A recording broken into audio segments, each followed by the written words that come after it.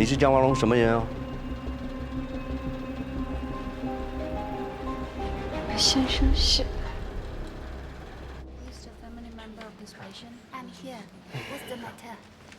哎，医生，我把身份证拿来了。哦，彭康，玛丽联邦公民。对，我是加拿大人。明明就不是海盗，说人家杀人放火，这种人就是心理阴暗。啊，先生，您的症状啊就是中风，这样不说一声就跑回家是很危险的。来来，我先扶您坐一会儿。我很少来医院，我很怕。那天不知道中国医生要做什么，所以我就跑回家了。现在感觉舒服很多了。中国医生厉害啊，您先坐。所以我就又回来了。行，那您先坐一会儿，我去给您补个登记，一会儿再找医生给您重新检查一遍。好。王护士，哎，这儿怎么了？王护士，出事了，跟我走啊！给他补个登记啊。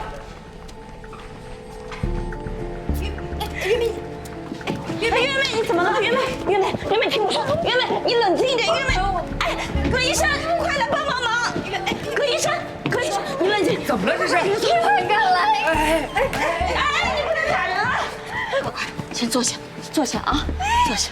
这个骗子，你这个骗子，这个王月美，别这样对你身体不好，知道吗？就是他骗的我，他骗我！你不能你骗我！我怎么骗你了？是不是你说我丈夫失踪了？他明明就是死了。没有啊。不好意思，信我说你说的。谁让你跟他说她丈夫睡着了？李四没让我说啊，但你说要讲善意的谎言嘛，怕有意外嘛，我就讲了善意的谎言嘛。要不是这位好心的先生，我都不知道我老公已经走了。我要是早点知道，我就可以早点跟他去了。都是你这个骗子，我什么都来不及了。月美，听我说好吗？听我说啊，王护士她是骗了你，但她是为你好，是不是？怕你听到这个消息伤心，对身体不好，对吗？她都是为你好，你要理解她。再说你这样打人是不对的，啊，是呀，别这样啊！你不能狗咬吕洞宾，不识好人心我哦。不能说谎。他就算他本是都好人心，他就好心情会更好了。你们讲不讲理啊？他骗人！我一个人活着有什么意义啊？我什么？哎呀，行了，不是，你就不能独立一点，死活还要靠别人啊？快扶他！我们这里的妇女都要靠男人生存哦。一早跟你就讲过，不要把你的观点强加到我们这种小地方身上。有的时候，活着受罪，死了反而解脱啊。葛医生，我反对你这种放弃的职业态度。告诉你，昨天你一口咬定了那个海盗，其实是一个口吃症的本地人，人家今天把身份证拿来了，愿意在这儿接受治疗，一口一个放弃，一口一个放弃，你呀，根本不配做医生。就是因为有你这种消极、偏激、心理阴暗的医生，所以你们这儿的文化和卫生条件根本发展不了，永远的愚昧、落后。嫌这里落后，你不要来啊！早就说过，像你这种富贵仔来这里就是镀金。我们这里的生活怎样，你知道吗？你说谁镀金？你说谁镀金？你说谁落后啊？行了，别吵了，病人看着呢，像什么话？小时候都是我的错啊。行了，小周，你还有没有点员外医生的样子？怎么又怨我？嘘。还有你，葛医生，我希望你知道，我们是千山万水丢家弃口跑到这儿来的。听到你这样说，我们真的是很伤心。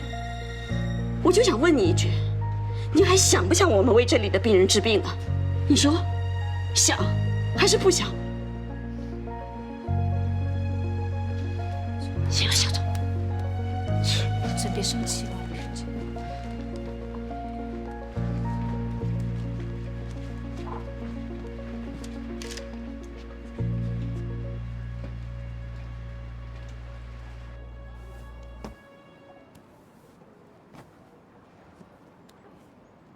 说说吧，怎么回事啊？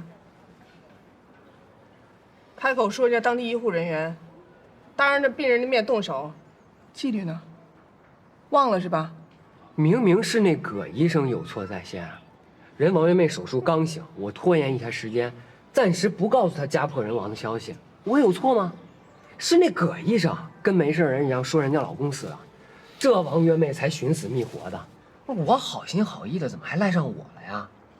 你应该批评王月妹愚昧无知，批评葛医生冷酷无情，就是不应该批评我。我就是要批评你。为什么呀？我批评了着人家吗？人家是我们医疗队的吗？月姐，你的是非呢？我看重的是事实。咱们出发前培训怎么说的？院外工作和在院内工作最大区别是什么？是面对复杂环境，要有心理承受的能力，随机应变。今天这个事儿，是非重要吗？重要的是你说人家葛医生心里有阴影，你说人家当地人，说人家愚昧无知，你当着人家当地人的面说这个，你觉得合适吗？合适，是个人都有火，我被人扇了一巴掌，还被葛医生挖苦，我到这儿来是为了实现我崇高的职业理想，不是来被他们糟践的。你先别激动，你坐着说。坐着。反正我就是觉得，他们就是愚昧、无知。就那王月妹，要死要活的，非要给她老公陪葬，什么年代了，至于吗？是，这里是不发达。要是这儿跟咱们这儿一样发达，还用得着咱们来吗？我知道你委屈，但是这种委屈，咱们出发之前就应该做好心理准备，你就应该知道，这是我们员外应该要承受的工作压力。你不能连这点压力都承受不住，那还谈什么崇高的什么职业理想啊？嘴巴上说说就行了。你要知道，这些东西都是一步一步、一步一步熬出来的。想想谢父，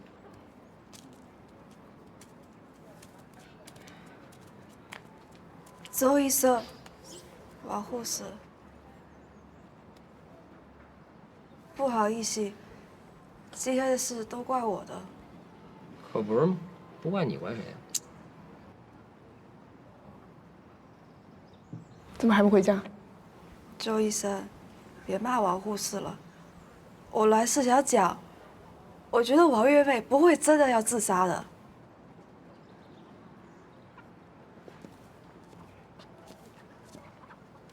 你是怎么知道的？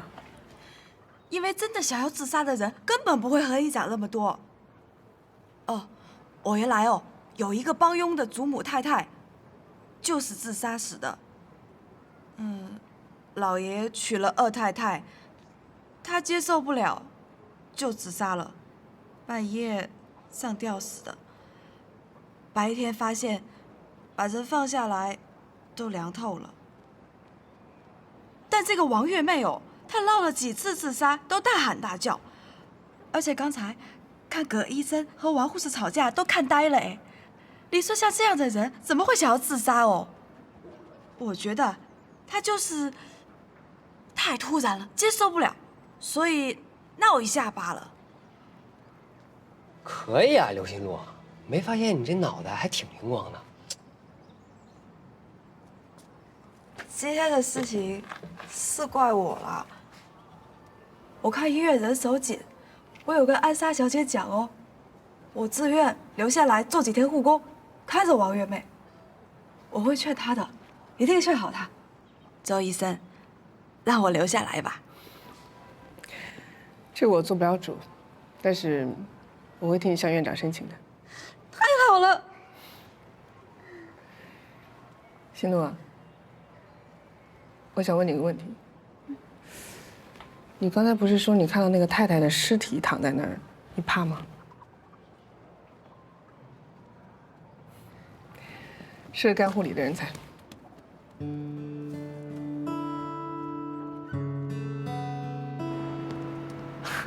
哎，老白又送东西来了，橙子味的汽水，谢谢。尝尝。谢啦。哎呀，哇，这里的夕阳好美啊！夕阳不都是很美吗？扎尔岛不一样，您看这里碧海蓝天，这傍晚的阳光像金子一样洒在海面上，让人感觉特别的灿烂，特别的浪漫。所以到这儿这么久啊，我也慢慢开始习惯这里的空气，这里的生活啦。吸气，呼气，吸气，呼气。哎，廖宇，我发现你是一个很懂浪漫的人，长得又帅，业务又好，怎么就没有女朋友呢？哇，侯姐，这你就不懂啦。我们廖医生啊，太严肃啦，拒人以千里之外。你还不是？谁说的？哎，既然你们俩那么了解，你俩成一对儿，你俩多合适啊！是啊，廖宇，听见没有？红姐都说了啊，你赶紧什么时候把我收了？哎，中学那会儿我是喜欢过你啊，你不知道吧？你把话说清楚啊！哎，那会儿他住我家隔壁，我老去他家吃饭，他也老来我家吃饭。她是我接触最多的女孩，我当时就觉得我不喜欢你，喜欢谁啊？你看看看，有戏了，有戏了！好你个廖宇，你跟我说你什么时候变的心？哎，就是你那会儿吧，你不是住院住了1个月吗？那你就嫌弃我了是不是？不是，哎呀，你别打岔，他住院住了1个月，落了1个月的课，结果他回来以后立马就赶上了，而且还考了全年级第5名，你说多厉害？而且他还老在我面前说，他一定能考上医学院，当妇产科医生。当时我想，这么厉害、这么优秀的女孩，我哪能 hold 住啊？赶紧撤，赶紧溜啊！你看看，你看看，你俩，哎，你是学霸，他那么聪明，你俩多合适啊！合适什么呀，红姐，你还没听出来吗？他说了，他不喜欢太优秀的，就是喜欢不优秀的。你看这什么深逻辑？不，就是太熟了，太熟了。你看你俩，哎呦，没戏了！我跟老吴还赌你俩肯定能成一对儿呢。哎，那可不一定呢，也不是说完全一丁点儿机会都没有。哎，咱俩都是7老8十的时候，我们没有人收我们，咱就互相收一下，好不好？哎，得了，别忽悠我。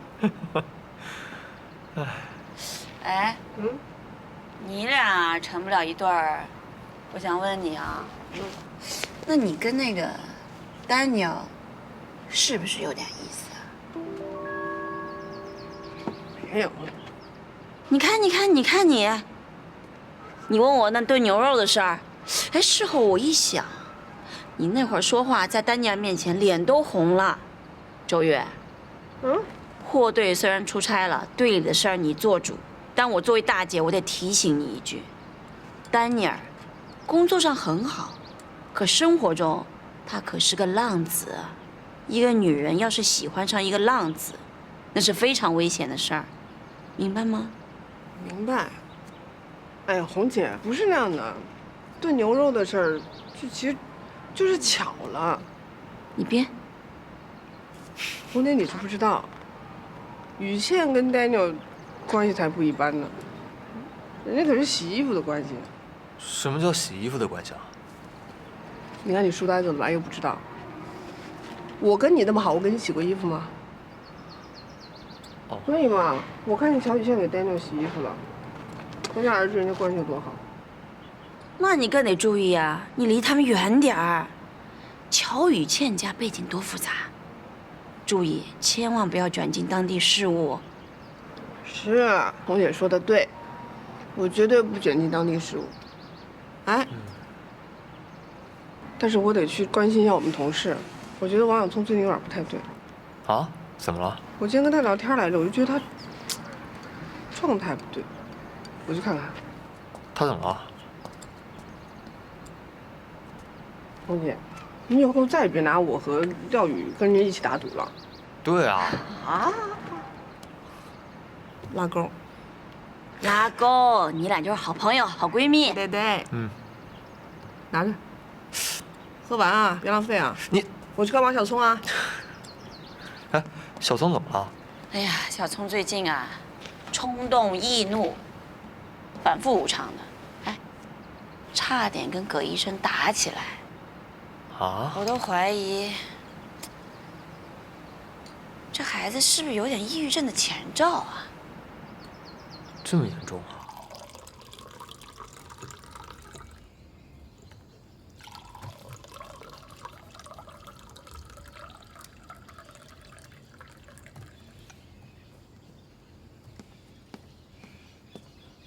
看什么？给。哦，谢谢。没有，这是最新的医用达芬奇机器人，有空就学习一下新技术。你在看小齐啊？我今天考过那个证照，但在这边应该用不上。啊？为什么？你想，州政府不可能花那么大的费用买这个机器啊，而且来这边的病人也不可能说医生我要自费用这个机器来做手术，是吧？嗯，那倒是。而且，我不喜欢用那个做手术。嗯？为什么不喜欢？你想啊，我们外科医生最重要的2个宝贝就是我们的脑，还有我们的手。这2个武器呢，能够让你完成一台完美的手术。当然了，你用小齐呢，也是需要这2样的。只不过我们的手是有触觉的，我们可以很敏感的感知到身体所有的细节。你用小齐就没有这种感觉。就少了手术的快感了。你还真是变态。我倒是觉得达芬奇机器人非常的实用，因为它可以完成人手所达不到的高难度手术。我见过它用在妇产科手术，开子宫肌瘤非常的方便，开刀口小，复原更快。哎，有一个病人，他开了2颗至少有10公分的肌瘤，不过不仅保留了子宫和卵巢，而且他术后没有疼痛感。伤口还不到1公分，隔天就可以下床走路了。所以我觉得，只要技术练习够成熟，人和机器人完美融合成一体，所能够达到的精细度，应该远远超过只依靠人手。他在变态。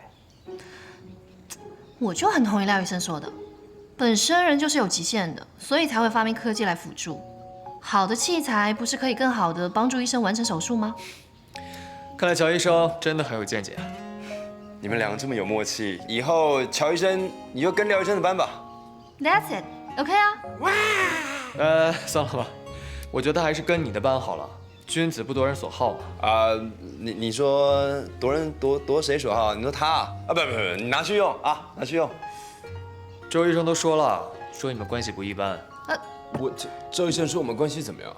对啊，廖医生，你可千万别误会，我只是看周医生平时太严肃了，我跟他开玩笑。我都是因为 Daniel， 我想试周医生对他有没有感觉。随便说说的嘛，你们这么认真干嘛？ I did it for you。砸锅了吧？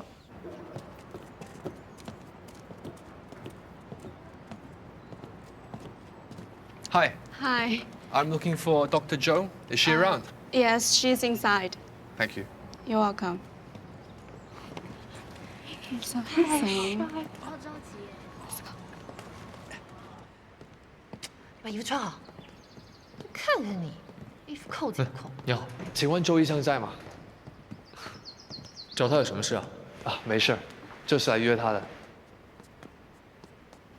院长先生。交通警察。周医生在吗？你有预约吗？没有。哦，那抱歉了，他平常是很忙的，而且你来看妇产科啊？妇产科 ，He's a funny guy。我是来约他的 ，dating。这个麻烦你帮我给他一下 ，Thank you。Goodbye。约会 ，dating。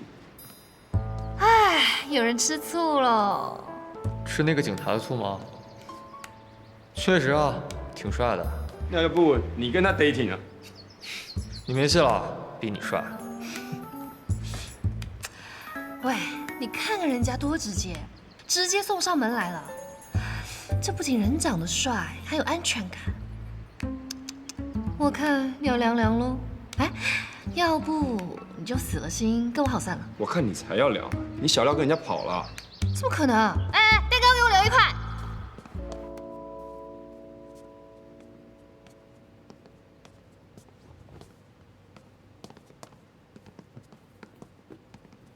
这谁的？你的，我的？你的追求者，送的。什么追求者？那个阿 Sir 啊，给你名片那个。说到名片，你没还我啊？干嘛？那人家送我礼物总要打个电话感谢人家一下。名片。顺便让人家约你出去啊？关你什么事啊？哎，你不要生气啦。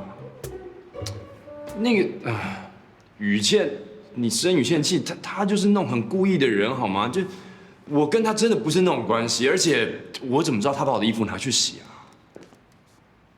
你说这什么意思啊？我就想跟你说，以后的衣服我自己洗，但你不要被这样约出去。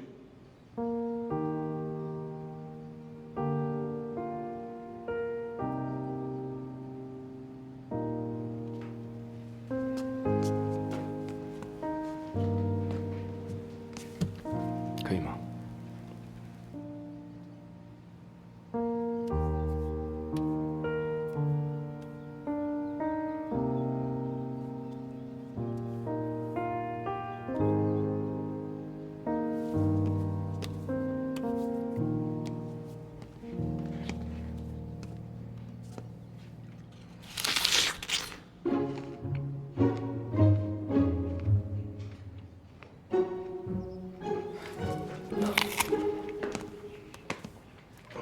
不是，又不是就一个苹果，你俩抢什么呀？这厨房里面有一箱啊，不行再拿一个吧，要不然你俩一人一口也行啊。哎，别抢了。那个聪哥啊，我们真的有事情在商量的，所以麻烦啊。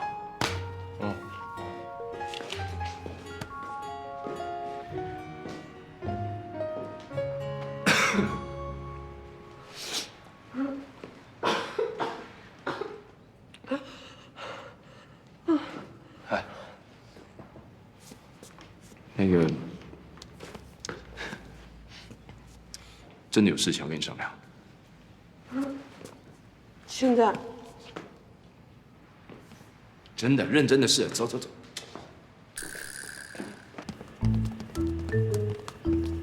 哎，喂，干什么啊？那个，等一下，那个，你说吧。不是，刚刚那个，我真的跟你说啊。那个刚刚你要苹果是不是？那没关系，我给你，我咬过的我就拿一个。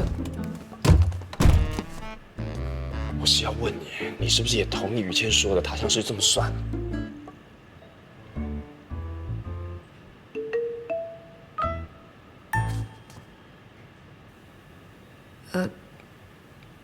所以你就是要说这个啊？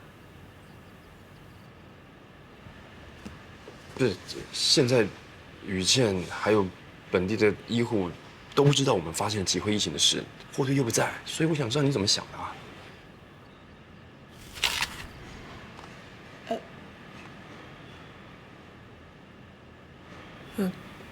我怎么想的？我怎么想的？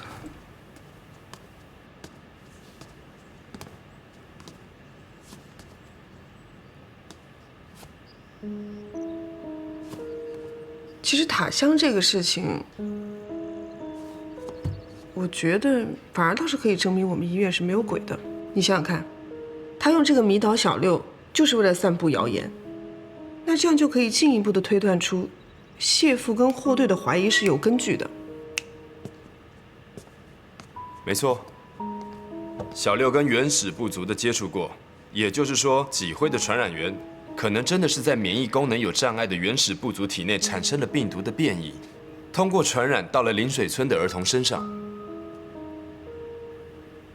所以其实塔香倒是给我们很多信息，比如说像我们可以通过它找到传播谣言的人，又或者是通过它找到为什么投放了疫苗，最后疫情还是爆发了，那谢父的冤屈就可以洗清了。没错。所以你也同意我们继续查下去？嗯。那你说这算不算当地事务啊？如果要调查一件事情，一定会涉及到很多事、很多人的。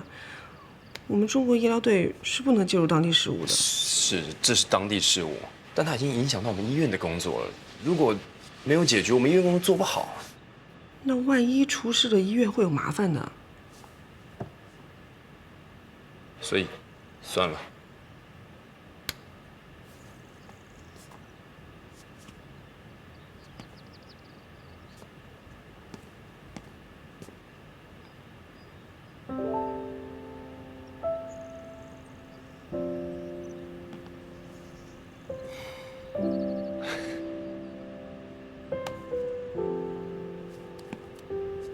你笑什么？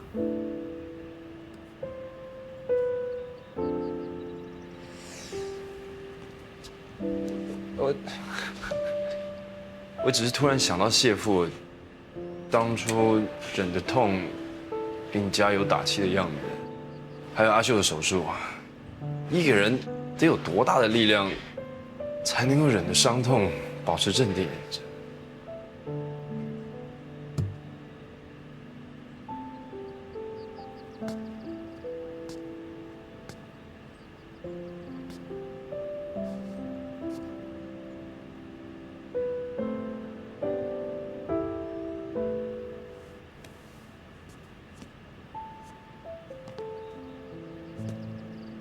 我知道，对你们来说遵守规定很重要，但如果为了遵守死的规定而放弃了医生拯救生命的机会，我觉得这是背离了医生的天职。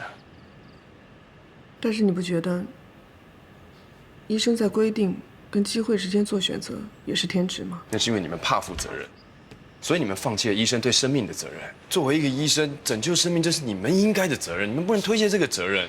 如果你们这种做法，我觉得我不能认同。如果谢父在的话，他也不认同。等一下，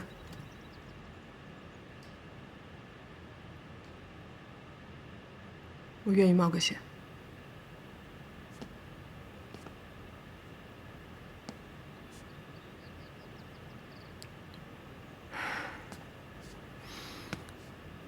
其实我之前就问过谢父，要怎么样才能有信念？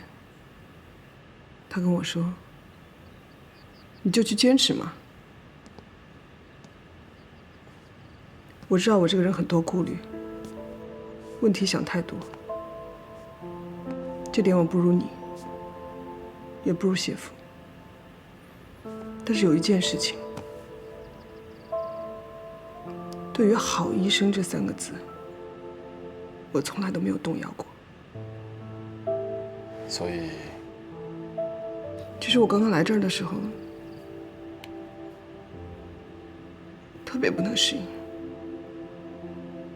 我觉得我遇到了人生的瓶颈，我甚至不知道该怎么样梳理自己的情绪，然后就很崩溃，真的。我当时真的差点就没有信念了，都是因为谢父跟我说，你要坚持。只要坚持，信念就会回来。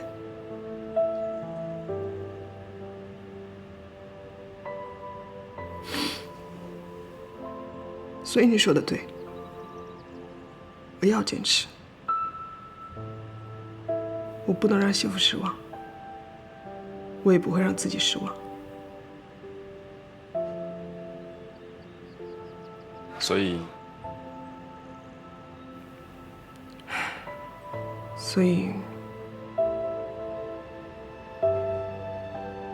我需要给霍队打个电话。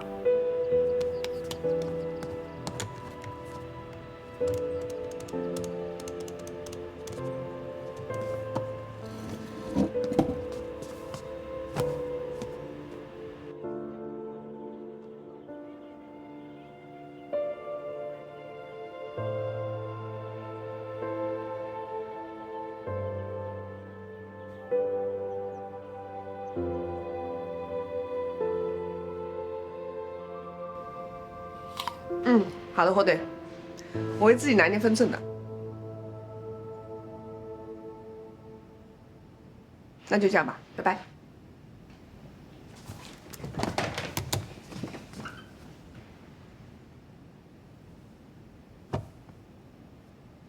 我决定了，跟你一起去查一查。你笑怪怪的啊？我笑怪怪的，我笑哪里怪怪的？我知道，我是怂包，是不是要问霍队？我没这么说啊。我是觉得你现在同意要跟我一起并肩作战，我很开心。你看不出来我很开心吗？看不出来。所以刚才霍队电话里讲什么？啊，那个霍队说，我们必须要找到疫苗失效的原因。因为就算我们说服了村民投放了疫苗，到时候投放之后就像去年一样失效，那没有意义嘛。所以，这是我们友好医院的责任，不是多管闲事。没错。看来我们有共识了。差不多吧。哦，霍队还提醒说，如果我们要查这个事情，就一定要注意保密，谢父的教训要接收到。而且这个影响范围越小越好。同意啊。你背对着我什么态度？你在说正事啊。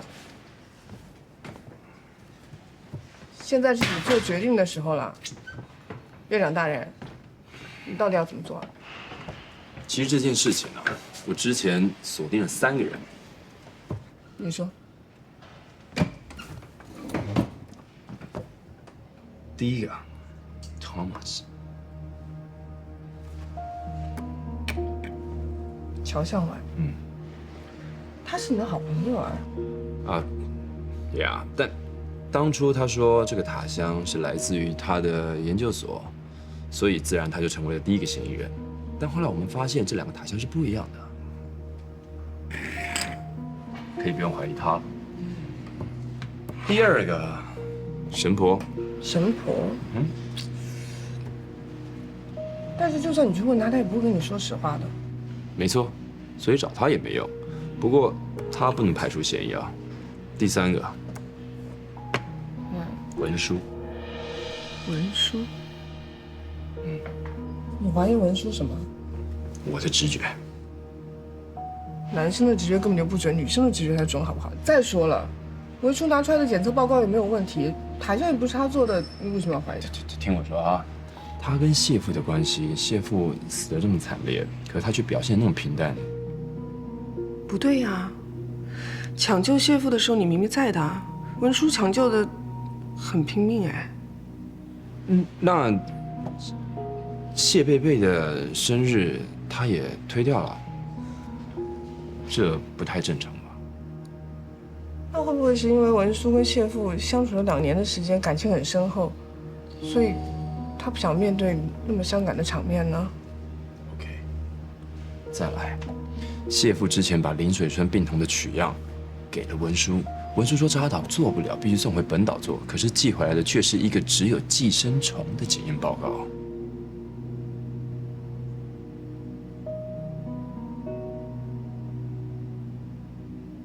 文书说扎尔岛做不了谢父要的检测。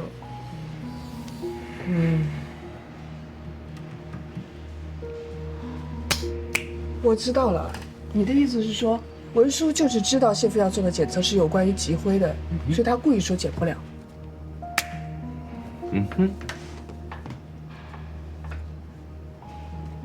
你想啊，现在文书呢，他是本岛医护里面唯一知道岛上有吉辉疫情的人。那他怎么会没有联想到谢夫遭受到这一系列的黑手跟这件事情是没有关系的？可是他却没有主动的跟我们分析这所有的关联。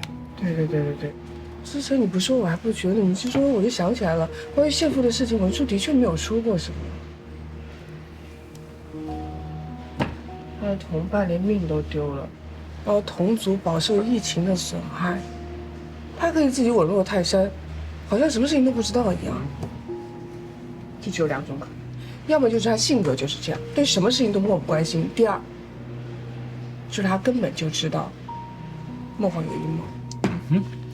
所以塔香是我拿去试探他的，但我发现他并不知道塔香背后的阴谋，所以他就只是一个棋子。只要我们跟着棋子走，就能够发现背后的 boss。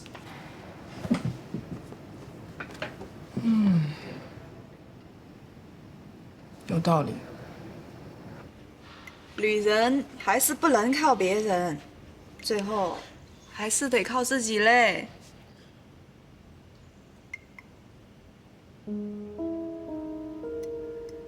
你这戏怎么弄的啊？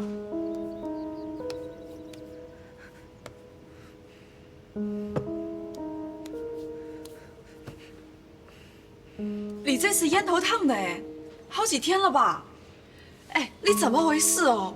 怀孕怎么可以抽烟嘞？对啊，你自己抽烟也不会烫到这个地方啊。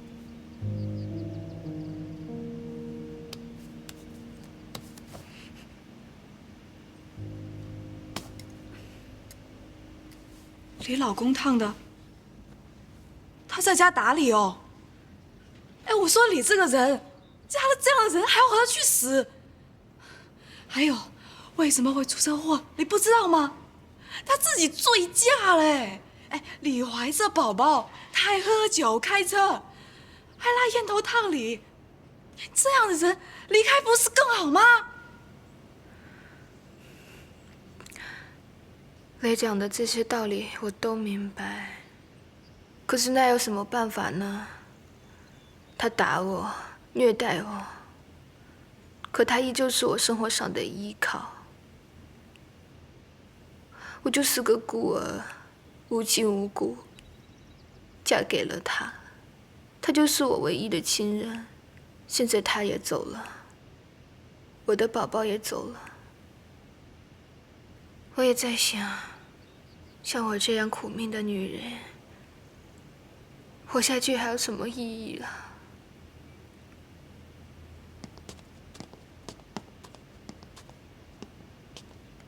阿秀，不过你不要着急哦，我们先把汤喝掉，然后好好睡一觉，睡醒了我们再想，好不好呀？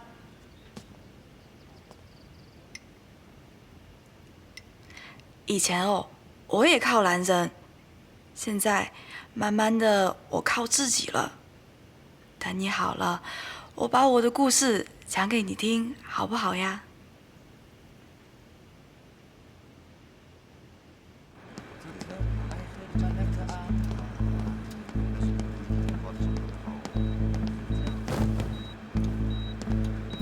廖医生，伤者重吗？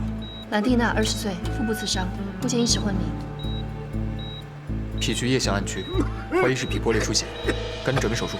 好。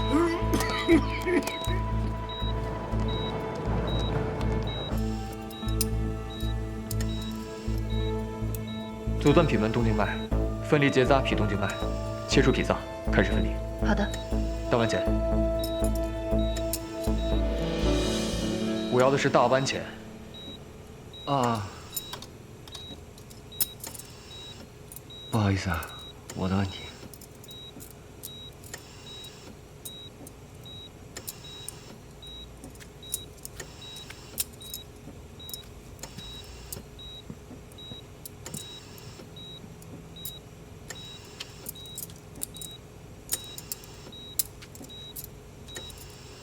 廖医生，伤口出血了。纱布，止血钳。止血钳。小松，纱布，纱布。啊。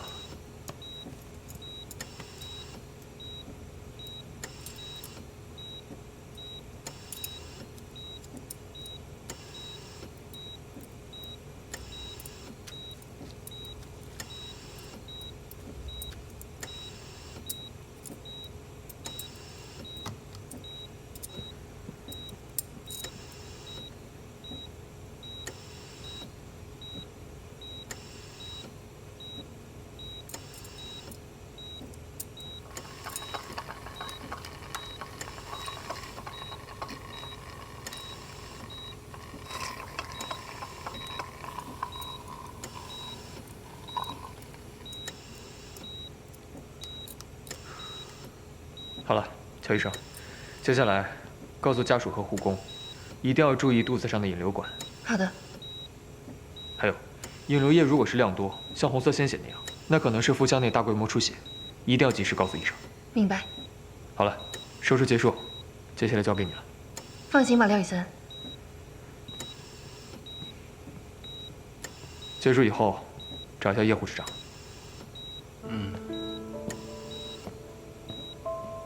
手术中心不在焉是大忌哦，遇到紧急手术要出人命哦。